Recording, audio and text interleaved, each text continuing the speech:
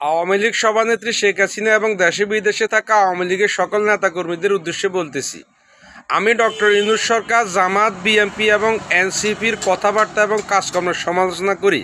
তাই তারা বলতেছে আমি আপনাদের দোসর এবং আমাকে বিভিন্ন রকম হুমকি ধমকিও কারাগারে প্রেরণের কথাও বলা হচ্ছে।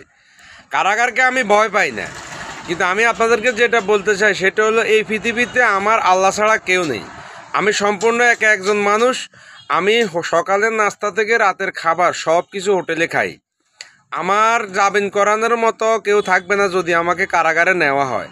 তাই আপনাদেরকে বলছি, যদি আমাকে কারাগারে নেওয়া হয় আমার জামিন করাবেন আপনারা এবং আমার কারাগারের খরচ বহন করবেন আপনারা। কারাগারে আমার সাথে দেখাও করবেন আপনারা। আমার বাড়ি হচ্ছে নোয়াখালী জেলার চাটখিল থানার চাটখিল পৌরসভার ৪ নং ওয়ার্ড। আমার নাম হচ্ছে সুমন, আমার পিতার নাম হচ্ছে আবুল বাশার আবু মৃত।